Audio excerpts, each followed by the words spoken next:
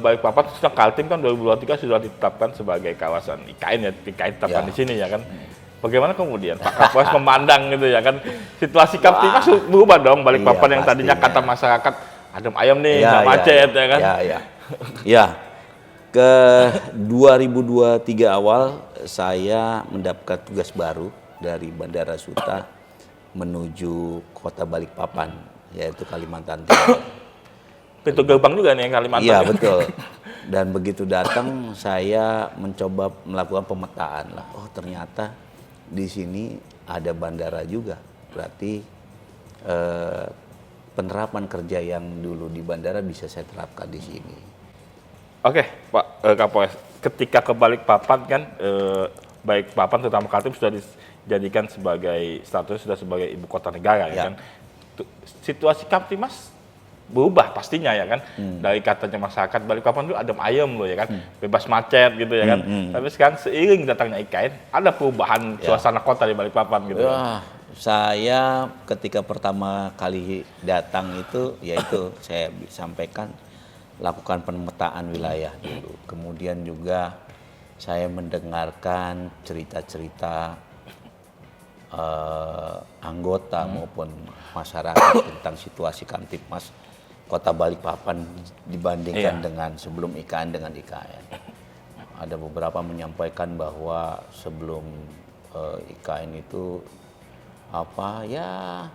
adem gitu. Situasi lalu lintas tak begitu padat. Tidak terlalu padat, jarang ada antrian yang panjang dan semacamnya.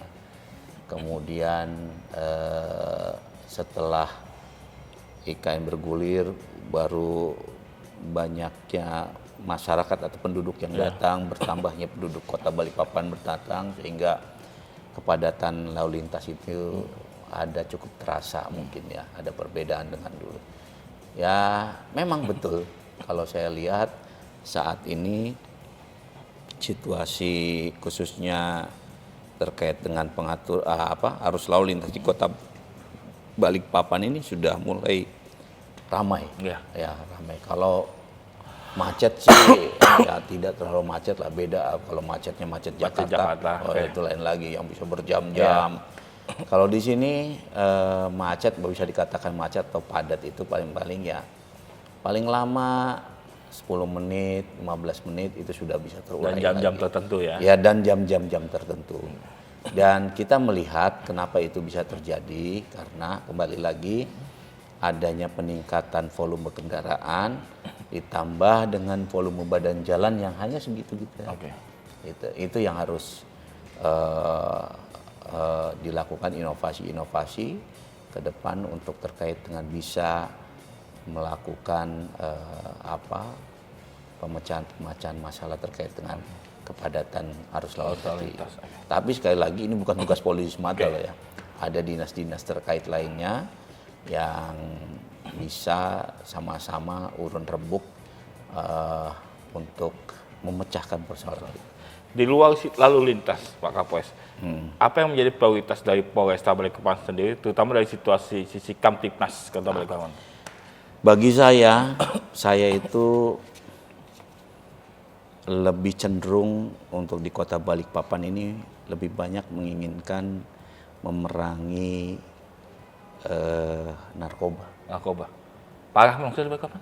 Ya, kalau setiap tahun berdasarkan evaluasi yang kami selalu evaluasi setiap tahunnya, untuk tahun 2024 saja ada sekitar 335 kasus narkoba. Dan ruang tahanan saya hampir penuh dengan narkoba. Ya, tahanan narkoba. Di tahun 2023 itu lebih banyak lagi. Nah, alhamdulillah tahun 2024 itu terjadi penurunan. Harapan saya di tahun 2025 ini juga kita bisa menekan lagi terkait dengan kenapa saya ingin menekan terkait peredaran narkoba. Karena yang kita harus lindungi adalah generasi bangsa. Generasi bangsa, anak-anak kita atau saudara-saudara kita yang masih muda, dan itu menyasar penyebaran narkoba itu menyasar pada mereka. Itu yang harus kita lindungi betul-betul ya. supaya Indonesia maju menuju Indonesia Mas. Indonesia emas itu betul-betul bisa terwujud. Oke. Gitu. Balikpapan ini sudah jadi kota tujuan apa kota transit sih sebenarnya untuk narkoba? Sepertinya kota tujuan, tapi ya ini juga tetap kita pelajari, selalu kita pelajari karena pasti mereka cara bertindak untuk melakukan penjualan, penyebaran narkoba di kota Balikpapan itu akan selalu berubah-ubah. Dan ini yang selalu kita pelajari. Dan bahkan setiap hari kalau misalkan